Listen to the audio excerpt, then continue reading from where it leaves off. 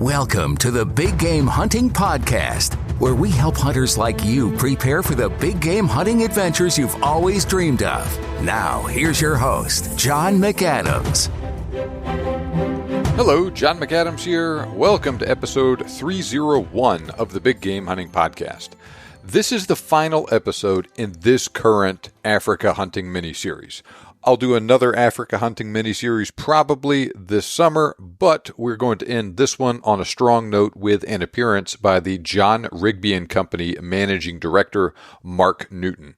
Marc was kind enough to take a break from his busy schedule to discuss the history of John Rigby Company with me, some of their current rifle and shotgun offerings, and, most importantly, the details of the 2025 Rigby Dagga Boy Award.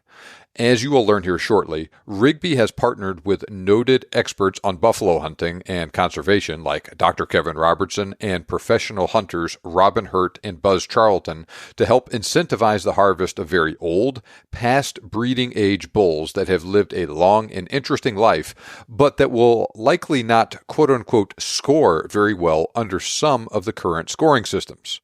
We will discuss more details of why they're trying to do this, what they are trying to accomplish with this award, and we'll also discuss the Rigby rifles that will be awarded as prizes to the winning hunter and the professional hunter that guided them on the winning buffalo hunt. Now, before we get started, please do me a big favor. Hit that subscribe or follow button in the podcast app you are listening to the show on. And next, please make sure you are on my email list. To do that, click the link in the show notes or go to huntingguns101.com. Sign up there for my free ebook on the best hunting cartridges. Not only will you get my free ebook when you do that, but you will also start to receive the emails I send out every weekday. If you like the podcast, you are going to love those emails. Okay, now let's talk to Marc about John Rigby Company and their Dagga Boy contest. Okay, well, good morning, Marc, or I guess afternoon in your time. It's a pleasure having you on the show today to talk to you about Rigby rifles and the Rigby Dagga Boy Award today. Well, thank you very much for having me. I'm calling in from a very wet and grey London, sort of middle of the afternoon here, but I think it's always wet and grey in London at this time of year. Fair enough. Well, I'm sure that most people that are listening to this podcast have some familiarity with John Rigby Company, but can you give us a brief history of the company, and then we'll go into talking about the Dagga Boy Award? Absolutely. I'll try and keep it brief, that being the word. So anyone who knows me, has met me at the shows and other places, they know I can talk about Rigby all day long. It is my absolute passion. Rigby is the oldest British gun-making firm that has been in continuous existence since 1775. We're the third oldest gun-making company in the world.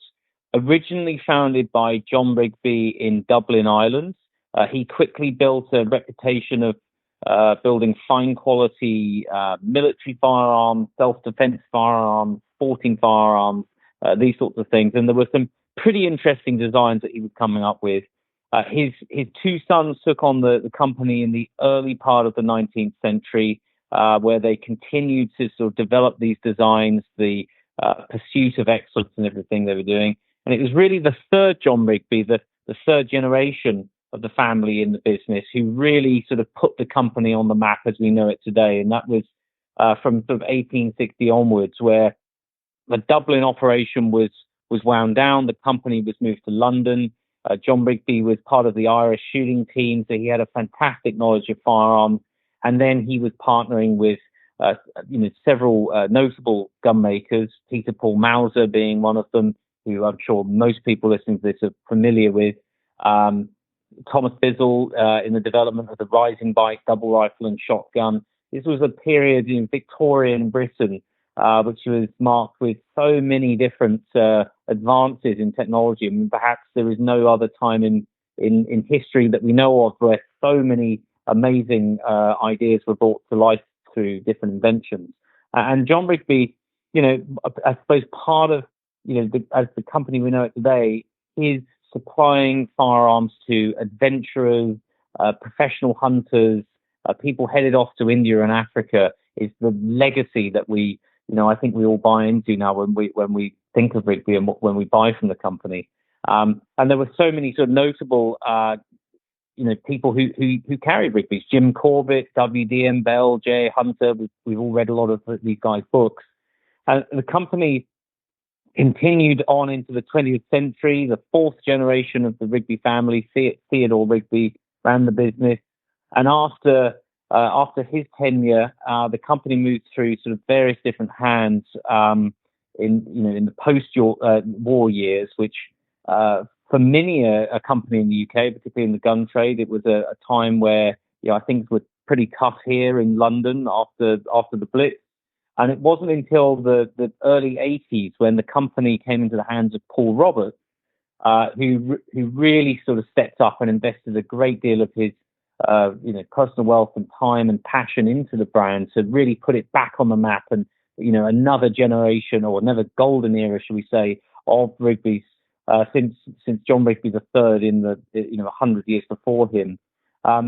In more recent history of Rigby's, more recent times, Rigby moved to America, where it was based out of California, and then later Texas. And in 2013, we repatriated the company in its entirety. That was an operation that was sort of quietly going on here, but the whole company moved back over to London under my tenure as the CEO of Rigby's then. And we're 10 years back now in the UK. We started off with one or two gun makers and a few parts in a box, to try and build a few guns. And we've now got a team of 35 people here in London. We've just bought a new building because the company is expanding at such a rate, with a very significant order book and lots of very exciting projects in the pipeline.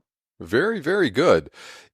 There are certain gun manufacturers that have a certain allure about them, or people feel a certain way or associate them with certain things. Winchester is a company I think of, and you think of lever action rifles and the Wild West in the United States. Rigby is one of these companies I think of Africa when I hear the name Rigby. To a lesser extent, India as well, right? I think of the 275 Rigby, but I also think of, say, the 416 Rigby, and not only Jim Corbett in India, but Harry Selby in Africa and everything associated with that. And I remember when I very first got into this business, a partner of mine sent me a picture that he took of a British Airways advertisement in a magazine. And it has a British guy, looks like he's dressed up for safari, wearing his khakis and his boots. And he has his pith helmet on the chair next to him. And he's talking about an Englishman never went on safari without a fine claret. And he's sitting there reading his book and drinking his claret, and this guy looks like he could have just come. He looks like he could have been sitting in the Rigby booth at the SCI convention or something like that. Absolutely. And so, sorry, go ahead. Sorry, I beg your pardon. Yep. Well, it's good to have you guys going back to those roots like that, and it seems like, talking to you guys at the shows and looking at your website and all of that stuff, it seems like Africa has really become a big focus for the company. It always has been, but especially lately. I think you're absolutely right. Rigby is synonymous with Africa. When you think of Africa, you think of you think of Rigby, and there are other brands, but it is so closely associated with it. I can remember as a very young boy, I used to have a little Webley & Scott bolt action 410, little single shot thing, and it for shooting rabbits and the odd pigeon. And I can remember, pretending it was a 416, sort of a heavy barreled, big bore, dangerous game rifle, and the romance of going on safari. So, even in my mind, and I could never, of course, at the time dreamt I'd end up in the position I am now running the business, but it is so core to what Rigby's is. And I think some of that comes from, and this is just my sort of personal view, if you look at other gun makers here in London and in the UK and Birmingham places, a lot of those brands, that there was a certain, members of the British aristocracy, for example, buying those guns, people who had shooting estates in the UK or perhaps around the British Empire. Whereas the Rigby customer was different. He was an adventurous type. A lot of these guys would have been heading off as part of the UK military, They might be stationed out in India. They might be stationed out in Africa. They would take a Rigby bolt action with them. They might be professional hunters. They were people who had something about them that sort of, as I say, represented adventure. Jim Corbett, mentioned him earlier, living in India, hunting man-eating tigers and leopards, an extraordinary guy. And that is core to the DNA of what the brand is. Now, when we relaunched in 2013, Rigby had gone through a period of about 16 years in America. The latter of those, they made some really big inroads in trying to get the company back to its roots and the being at the top table of gun making where it absolutely belonged. Before that, so we say the California years, I think the company did get lost, and when we got our hands on the thing back here, we wanted to give some credibility back to the name. It is such a special name. It is part of the rich fabric and tapestry of what it is to be British. And in order to do this, we didn't want to try and sort of reinvent the wheel. We just went back to the roots of the company. And Africa is so very romantic. Anyone who's been lucky enough to go on safari, been on safari, will tell you that, what you go there, you breathe in that sort of African dust, and you can never get out of your body. You're sort of always craving it. Someone said to me recently, "Don't book your first safari unless you can afford your second safari." And I think it's so true. It is very, very addictive being out there with the people and the wildlife. So we decided that the Africa must be the springboard for relaunching the brand, to give it the credibility, to bring back the romance of what made the company so famous. I made the decision very early on that my mission statement for myself. I sort of sat down and I got the keys for this thing, and I said to myself, "What is it I want to be remembered for as the CEO of Rigby's? Whenever that time may or may not end." And it was quite simple. It was to leave Rigby's in a better condition and in which I inherited it, and also was to not lose myself as Mr. Rigby. I think it's very easy to forget that we are custodians and stewards of these amazing brands and companies. I mean, this company I am a shareholder for and run and I'm privileged enough to work at. It's older than the United States. It was founded, I think, a year before the formation of the US, which is extraordinary. And it is very easy to sort of get lost in being here every day and thinking you'll be here forever. But really, we are stewards, we are custodians, and it's all about sort of passing it forwards. And again, it was, let's go back to what John Rigby did himself. Let's repartner with Mauser. Let's produce a rising bite. Let's delve into the romance of Africa and do what the great man himself did it, rather than sort of trying to think up something new, which isn't really Rigby in the first place. Okay. Well, let's talk about the Rigby Dagga Boy Award. When did you guys first start presenting this award? And then we can go into the details of the current iteration. Well, it's like sort of most ideas we have here. They normally sort of naturally evolve from maybe a conversation over a beer down the pub, or bumping into someone year after year at the conventions. And in this case, it's the latter. Dr. Kevin Robinson, Dr. many people would known and read his books. He's a great friend of the company, very, very supportive. And over the formative years of relaunching Rigby's, Kevin and I we'd bump into each other with Simon Barr, our head of marketing, and we would talk about trying to put together some kind of scheme or award, or I wouldn't want to use the word competition because it's not like that, but some sort of way we could use our platform here at Rigby's to bring about really positive change in the hunting world. And we're, as a gun makers, a lot of us here are hunters. A lot of us have been to Africa. We're very passionate about hunting. And I mentioned earlier about being, stewards of the name Rigby's, but I think all hunters are custodians and stewards of our shared wildlife, wherever that may be in the world. And I think we have a duty to be hunting in a ethical, fair chase way that is for the betterment of the species and the environment in which we're hunting. And I think if we take buffalo, for example, buffalo are one of the top species to pursue anywhere in the world. It's very, very exciting. It has a whole number of positives for, conservation, for local economy, for feeding local people. There's so many pluses for this sustainable hunting when it's done in an ethical way. And what we want to do is to use our platform here to perhaps shape hunting culture in a way that, in the same way that in Europe here, and particularly if you look at continental Europe, there's a focus on hunting post-breeding age, older males that have been pushed out of the breeding herd, that have passed their prime. So these animals have had a chance to pass on their DNA, and then they are, the ideal candidates as part of a management program for the betterment of the herd.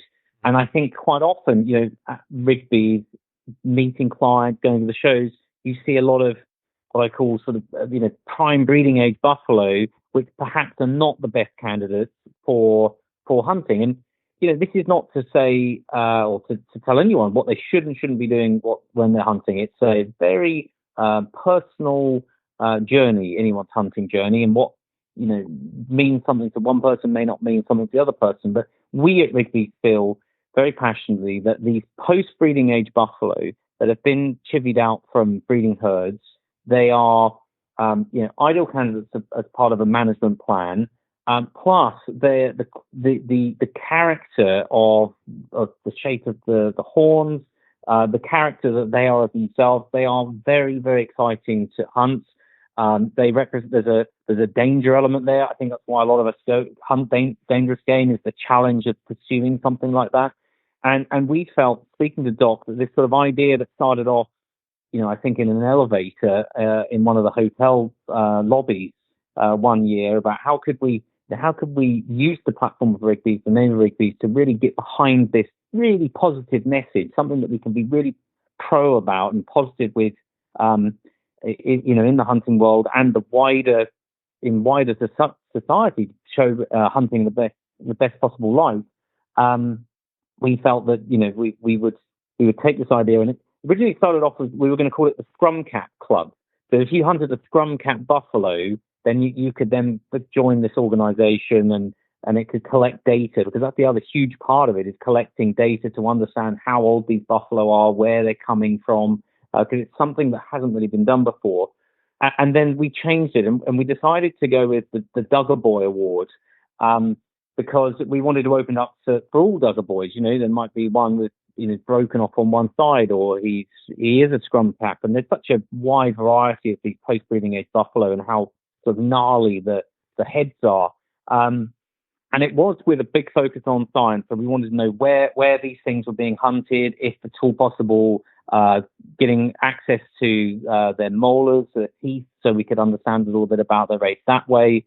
Of course, it must be fair chase, ethical hunting, no high fences, in this particular award, that these are free roaming wild buffalo, post-breeding age. And then anyone entering the competition would, this award system, which we really try to steer clear of that word competition, but to enter into the scheme would be able to provide a story of how it happens, photographs and these things. And all of this information went in together, which was then compiled into this amazing book, the Rigby Dagga Boy book, with all of the stories together, so you can share in the excitement of everybody else's Dagga Boy story. It was very difficult. We had to put together a sort of fairly complex scoring system to select an overall candidate that represented, in the purest form, what a Dagga Boy hunt was, and it had to be based on how old the buffalo was, the condition of the buffalo. So for the first award, Frank, he shot a very old buffalo with a very gnarly leg. So it wasn't just the state of the horns; it was also the animal was suffering, and it was the perfect candidate to be taken as part of that management plan. And then his own story, with his own injury that he was carrying, and we found as a panel of judges that was what he was the worthier winner. and he won a rifle, as did the PH, because Rigby really wanted to stand behind this and put money on the table. This was a free to enter award, but Rigby was really putting some money on the table, supporting with these prizes to really stand behind this message that we should, as a community, should be hunting these post-breeding age buffalo. Okay, very interesting. I know that this has been something of a passion project for Kevin for a long time, this idea of trying to do something to incentivize the harvest of older post-breeding age buffaloes, like you mentioned. And I know that Roland Ward has made some changes to their scoring system in the last few years as well to kind of go along those lines and maybe take away a little bit of the incentive there may have been for shooting younger bulls that may have scored really well. And so I was glad to see that. I was glad to see this partnership between John Rigby and company and him to work on this sort of a contest. And so if I understand correctly, you first did this in 2021. It was available for guys that shot buffalo, say, up the 10 previous years. Contest was complete, went really well. You made the book about it. Now you're doing it again. And this contest is basically along the same lines as the previous one, just for buffalo hunted, 22, 23, 24, is that correct?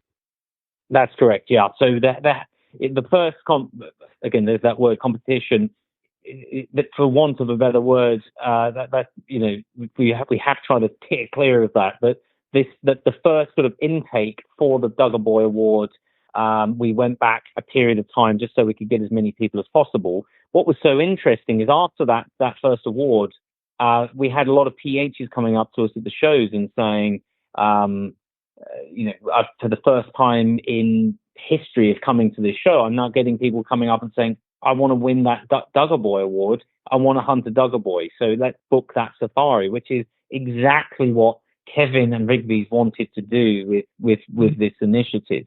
And then moving forward, our plan is to roll it every 2 to 3 years, just to give enough time to get enough entrants, to enter and to be able to, sift through them and find a worthy recipient of the award. Okay, very good. Now, I'm looking on your website right now. I see that the judges for the like you said, I know you don't like calling it a competition, but the panel is Dr. Kevin Robertson, Robin Hurt, Buzz Charlton, and you. And it's an interesting, like you said, interesting scoring system you guys have to come up with. And it seems like it's very subjective on, what is the quote unquote best, because you're looking at so many different factors with the development of the boss. Maybe he's got horn tips that are broken off. Maybe he's completely broken off on both sides. He's a complete scrum cap. He needs to be really old, but kind of everything else that goes into it, like you said, with the other buffalo that had the injured leg, and then everything going into the actual hunt associated with it. Seems like a very interesting judging system that you guys have had to come up with. Absolutely. I think so. Historically, as you mentioned before, some of the other scoring systems, and this is not to say that any of them are wrong and ours is right. It's not like that at all. I just think that some of those scoring systems have awarded, higher scores to younger animals, which we feel at Rigby's is not commensurate with hunting in the 21st century. We've got massive pressure on us now from anti-hunting groups around the world who perhaps don't understand our way of life.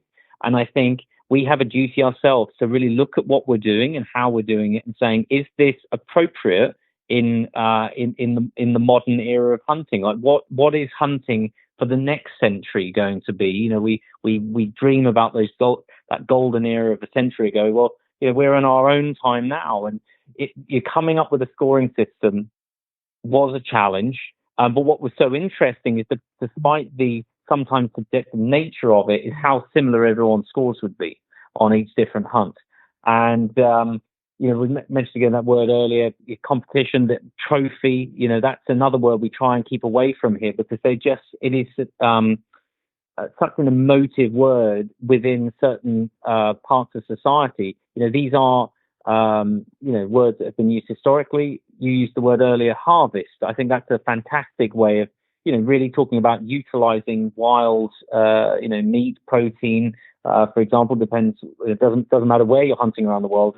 I think sort of it's something none of us like doing, is looking at ourselves inwardly and thinking, okay, that's how we've always done it until now, but that doesn't mean that sort of aligns with society now. How can we reevaluate what we're doing to present ourselves in the best way, to make sure that best practices are happening, that we're hunting in the most ethical way for the betterment of the species that we're hunting? We have a duty of care to our sport and to the wildlife in which we manage in these amazing areas. And the scoring system is another element of that. And it's we've invited Bud Charlton, who is extremely experienced in judging game animals, as a previous winner. You have Robin Hurt, who is one of the all-time legends of hunting, and one of I think one of the last of the really great hunters of yesteryear. Kevin, who is extremely knowledgeable on buffalo, but I think probably the world-leading expert.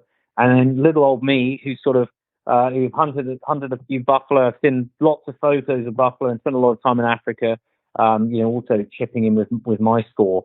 And it's so interesting how similar those scores have been when we've done.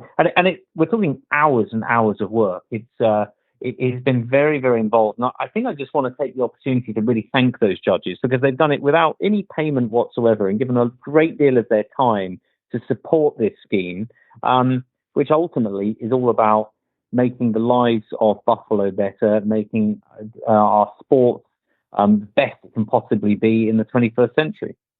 I agree. This is a good deal all around, and it's like turning a giant ship in the water, right? It takes a long time to change attitudes about that, and it requires a lot of energy over a sustained period of time, but gradually you can make these changes, and you just got to continue to hammer away at it. And like you said, the old way of doing it wasn't necessarily wrong, but we maybe know more about wildlife conservation now than we did 100 years ago. And, it's okay to make changes that are based in science and that are incentivizing certain behaviors that, we think are positive, both for the wildlife populations as a whole, as well as for the public image of hunting.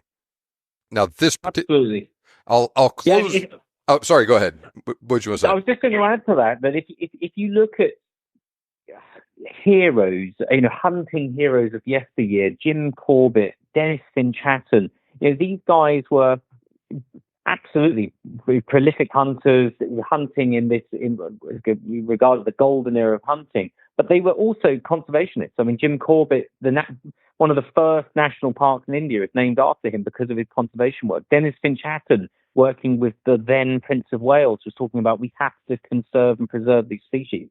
I think hunters, we are the coalface. We are at the front line of where humanity and society is interacting with wildlife and wild spaces. And we know that these wild spaces are getting smaller, deforestation, growing populations in many different countries on many continents around the world. And I think in the spirit of the people from the past, I think if they were here today, they would be saying, is this the best way of doing it? Is there a better way of doing it, which is best for everyone? It's best for the local people, it's best for the wildlife, it's best for the people who choose this as their hobby or sport, whatever you want to call it. And I think, it takes for us collectively for a sort of moment of pause within ourselves. And it's not something I think human beings are very good at, is looking inwardly and saying, okay, how can I be better? Because if we each individually do our own little part to make ourselves better, then the collective changes itself all on its own.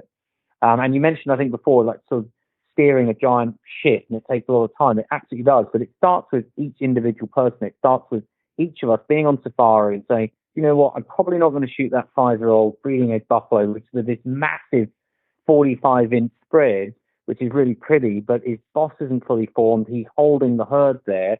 maybe let's get out of the herd situation. Let's go and find these Dagga Boy groups, which are, considerably older. They've been pushed out. Their quality of life, I don't think, is all that good anyway. And they've got a pretty grisly end waiting for them, whether it be lions or hyenas.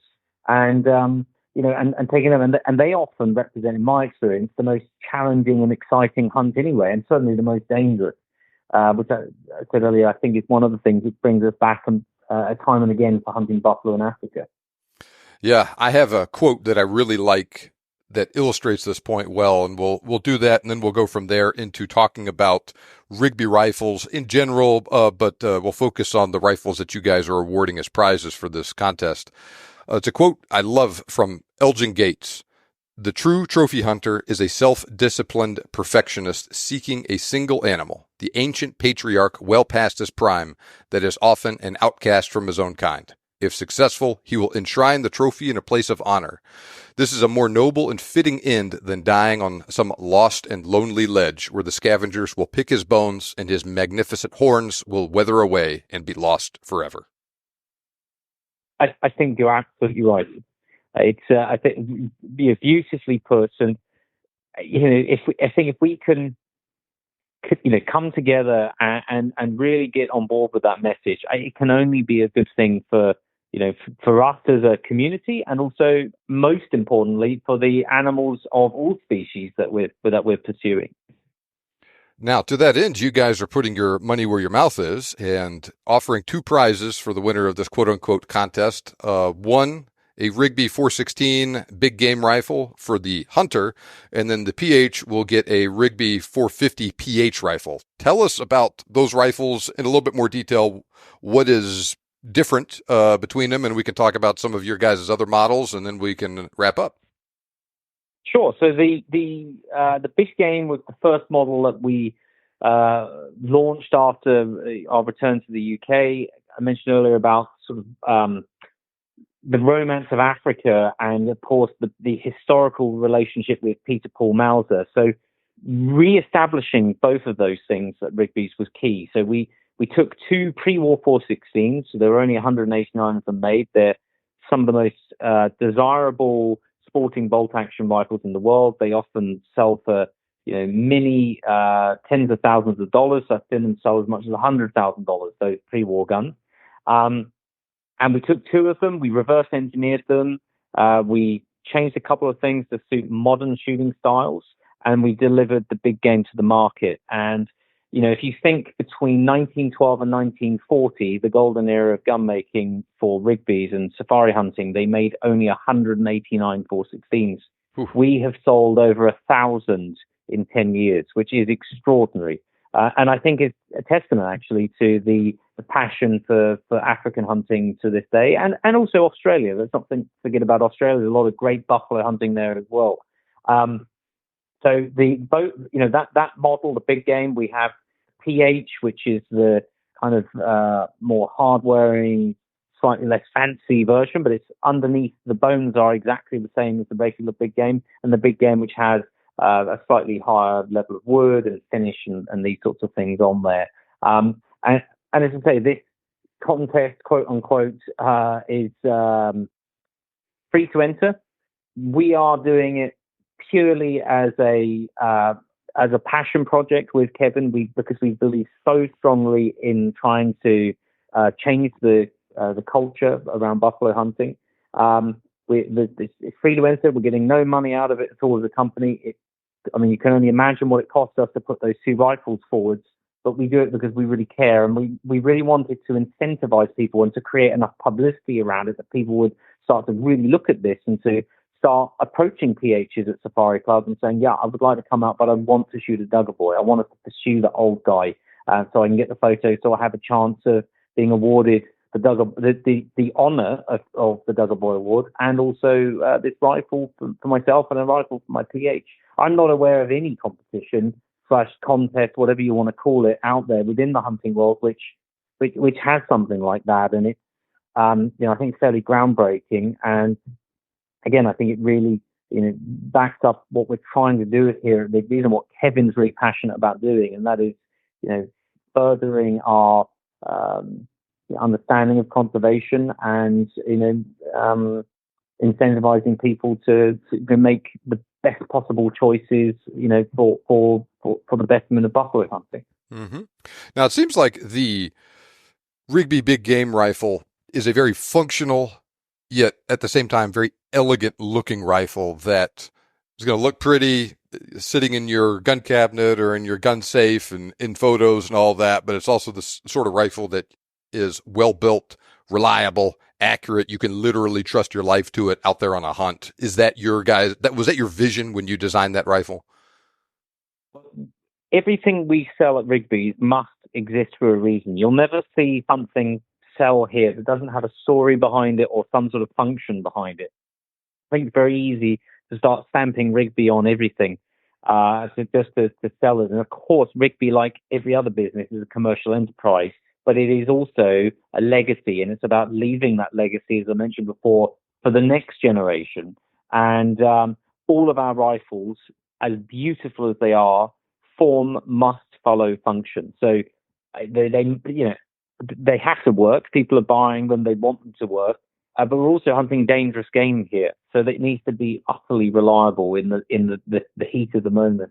But also to anyone who's listening, who's hunted Africa, or anywhere, a great deal of the time of hunting, you walking, you might be sat around waiting, and you have a lot of time to look at that rifle. So it might be in your gun room at home, it might be sat under a mapani tree in the Luangwa Valley, and you're sort of sat there and you looking at it, and we wanted the rifle to have the lines of and the sort of form of those pre-war gun. I got myself in trouble with a customer once quite early on, and I was describing the pre-war guns as originals. I said, well, the original 416s. And he said, don't ever say that again. And I said, I beg your pardon? He said, the big game, the guns that you're making now are also original Rigbys. They're also made by the company Rigby. They're just as original as the pre-war guns. And he's absolutely right. They've gone through the same processes as we would have done a century ago. The serial number series is exactly the same as a century ago. Your details are entered into the same ledger books, which date back to 1780, that we have, that is the same as 100 years ago. So it's as beautiful as they are, and as sort of connecting as they are to the brand for the customer, they must be reliable. Do you make any left-handed rifles? So we do make left-handed rifles in our London Best and Rising Bite series. So the London Best is our handmade bolt-action rifle. So it's similar to the big game, but it requires almost entirely sort of 95% handmade processes. So it's a different sort of level of finish that you get on the gun with more custom options. The big game, we do use more machine processes, which is why it's a quarter of the price of the London Best. London Best we can offer left-handed. I've looked to offer left-handed options in the big game. It's something we get asked about quite regularly. It just comes down to numbers. Unfortunately, they're just, up until now, there haven't been enough left-handed hunters wanting to buy into the big game to be able to justify the R&D costs and these things working with Mauser. So at the moment, it's often an ambidextrous stock with a right-hand bolt, or if you want a true left-handed bolt action, we can offer this in London Best. Now, I would assume that of all the rifles you make, is the big game rifle the most popular in terms of just sheer numbers that you make? It's the most popular alongside the Highland Stalker, which is it's a similar rifle. It's the little sister, I suppose, to the big game, which it's 275, 30-06, these sorts of calibers on a standard length Mauser action. Now, in your big game rifle, I see you offer it in 375, 404 Jeffrey, 416 Rigby, 450 Rigby. Is the 416 Rigby the most popular chambering in the big game rifle? Yeah, without a doubt, it is the most popular. I just think it's so timeless. There's absolutely nothing wrong with those other calibers. But I think if you're going to buy a Rigby, I think most people want to have a 416 Rigby. Now, Highland Stalker, like you said, standard length Mauser rifle, so 275 Rigby, 308, 30-06, 8mm Mauser, 9.3 by 62. Which one of those is most popular? Is it 30-06, would you say? 275 Rigby. Really? Interestingly. But yeah, it's been very, very popular. So much so that we've actually just launched a few weeks ago the new big game rifle, which sits in between the Highland Stalker and the regular big game. It's called the Big Game Lightweight, and it's in 350 Rigby, which is a very suitable caliber for North American game, for African plains game and things, firing a 225 grain bullet. And we're working now with a couple of the ammo manufacturers out there to supply an off-the-shelf 350 bullet for that. So it's, I think those Ranger rifles in all the different calibers, they've really opened up Rigby's to a much wider audience than historically, or at least since before the Second World War. Before the Second World War, the bolt-action rifles the company were making in partnership with Mauser were all about providing a Rigby to anyone who wanted to go to Africa, whether you were a member of the military or whoever you were. And in more recent times, it wasn't so easy making all these things completely by hand, but by partnering with Mauser again, one of our sister companies, we were able to utilize their machine park and really get the production costs down on barrels and actions and even basic stock machining and these sorts of things, to be able to forward those cost savings onto the customer to be able to provide a rifle that was very much in the spirit of what John Rigby himself intended before. Now, as iconic as a bolt-action Mauser-style rifle in 416 Rigby or 375 or whatever is in Africa, there's something about a double rifle that people really just associate with Africa. And I think of John Sharp and his famous photo with the elephant tusk crossing the river and his double rifle and all that, which, if I understand correctly, was a Rigby double, right? That's correct. Yeah, it's a 470, I believe. And I think if I remember, he had it rebarreled at some point, but it's an original Dolce screw grip Rigby. Well, tell us a little bit about your current production double rifles, and then we'll wrap up. So after the big game was launched, we had the London Best. The next step was double rifles. Rigby, again, is synonymous with double rifles, and we wanted to get back. We didn't want to invent something completely new. That's not what people were asking us for. People wanted a Rigby. So we took one of the early 20th century Rising Bite double rifles. The Rising Bite is a patent of gun making which we've had since on patent since 1879, and Rigby made about 1,000 Rising Bites. Just for anyone who's not familiar with it, on the top of the barrels, as they lock down into the top of the action, there's a sort of horseshoe top extension. And when you operate the top lever, or in some cases side lever, a vertical bolt, a rising bite, comes up and locks into that horseshoe. So the rising bite is very popular. It's always attracted a great deal of fascination in how it works, because you're often with the top lever turning lateral movement into vertical movement, which you can see, and it's quite a cool oddity to play with. It's also extremely strong, very difficult to make. Company didn't produce them after 1932. Most of them stopped production in the First World War, and we started production again. I believe it was 2016. I think when we finished the first one, and we just exactly replicated those guns of a century ago. And to say it's been a success is a massive understatement. I think I have 200 of them on the order books right now. Retail price starts at about £125,000. So it's keeping our guys very, very busy here. It is a very involved project with the customer, having these things made for you, fittings, choosing woods, all the different options you can have, and seeing this thing sort of grow out of nothing over a 2 or 3 year period. And many of those are now back in Africa, hunting dangerous game as they were designed to do. But mentioned with the Highland Stalker and big games, Rigby's was always about having the ultra high end, but also something more accessible for people hunting anywhere in the world. So this year we launched our new Shikari box lock double rifle. So we took again a century old design, the box lock gold head that Rigby was very well known for producing. They were buying in barreled actions from Birmingham and then finishing them up, as many other gun makers did. And they were carried by many famous hunters and game wardens and these sorts of people. And the Shikari is very much in the spirit of that rifle. It's available in 450, 470, and 500. And I think we've to date taken 80 orders now for that already. So that comes in at about £38,000. So you've got, two ends of the market there, catering for everyone. And I've always felt since the beginning of my tenure here that Rigby should be available to everyone, whether you're 10-year-old boy walking on the booth at Safari Club and we'll give you a baseball cap complimentary and you might come back in 20 years and buy a gun, or whether you walk in and you order a trio of Rising Bite 500s, which also happens. Rigby's belongs to all of us. It's our shared sort of hunting and gun making heritage. And I feel very passionately that there should be a product range, a portfolio of different things that are available to lots of different people, depending on what it is they need for their hunt.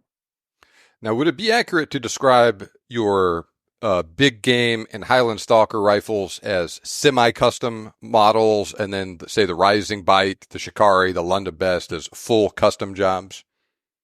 That's correct. So it's, there are some custom options on those entry-level rifles, and then the high-end stuff, it's fully custom. It's you have a dream, we will make it happen for you. Now, is it necessary for someone to get physically, quote unquote, measured for a big game or a Highland Stalker rifle like they would be for a double or one of your shotguns? No, there are some fitting options that we can offer. It is more limited, hence the price. But the stocks are, as ergonomic as they can be to fit as many people as they can be. So, for example, we machine the stocks up as long as possible because it's easier to cut them down than it is to glue wood back on. The tree is finished its job by that point, so it's easier to cut them down. So, we start off, I think the longest we can go with a pad is 15 3/4 inches, which is a long stock on a rifle, and then we can bring it right down from there if anyone requires it. But it's as I said before, we try and cater for as many people as possible. The limitations within the big game Highland Stalker is just simply because they are using more machine techniques to produce them for the price that they are. That limits the custom options, and for those customers who want to go really big on custom options, they have the Rising Bite and the London Best available to them. Okay, well, very, very good. I will, of course, put links to the Rigby website in general on in the show notes to this episode, as well as for the Rigby Dagga Boy contest, that specific page. I'll put it in there. Anything else that you'd like to say to the audience as we wrap up before we say goodbye today? I think all I would say is I actually mentioned this in a speech recently that I'm rather sort of poetic, I think, in my gun making and my running of Rigby's. That so often we talk about Rigby as if it is a bronze ornament on a mantelpiece somewhere collecting dust, that it's something other than ourselves. And that just simply isn't the case. What Rigby is a collection of people that believe in an amazing idea. And that's not just the people who work here every day, whether they're the gun makers at the bench, the accounts team upstairs. There's a lot of people here doing a lot of different things. It's the people at home listening to the podcast now, whether they bought a Rigby, whether they're thinking about buying Rigby, whether they bought a hat, whatever it might be, that whatever support they may have for the brand, you are part of Rigby as much as we are here. And I would just like to take this moment to really say thank you for the amazing support we've had in bringing Rigby's back. 10 years ago, 10.5 years ago, when I started this thing, I didn't have two bits of paper to rub together.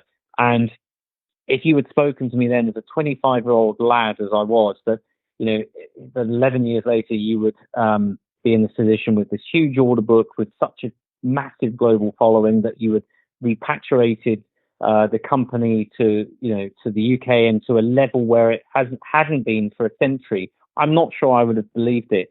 And it has been solely down to the people working at this company who work so very hard, and the people at home who step up and they support the company by purchasing rifles and other products. And thank you so very much. Okay, well, very good. Thank you so much for joining us on the show today, Marc. It's been a pleasure. Thank you. Rigby makes beautiful rifles, and the company has a storied history and reputation that I think the current leadership with Marc has done a fantastic job of helping to keep alive. More details about the Rigby Dagga Boy Award are in the show notes. Click that link to see instructions there on how to enter and what hunts are eligible. I've also included links to the rifles that will be awarded as prizes to the winning hunter and professional hunter. If nothing else, you can look at photos and drool over those rifles. Likewise, I have also included a link to the Rigby Dagga Boy book. This book is a compilation of stories submitted for the 2021 Rigby Dagga Boy Award. And finally, I have posted a photo of the winning buffalo from the 2021 contest on Instagram. Link is in the show notes, or follow me at @thebiggamehunter_. Okay, that will do it for this episode. Please hit that subscribe or follow button in your podcast app if you enjoyed this episode, and please leave me a rating and or a review for the show as well. Doing both of those things really helps me out, helps me reach other hunters like you who enjoy this sort of content. And after you subscribe, you'll also start to receive my new episodes automatically every Thursday when I release them. Remember, you can make your dream hunt turn into a reality, and we can help. Thanks for listening. We'll see you back here next time on the Big Game Hunting Podcast.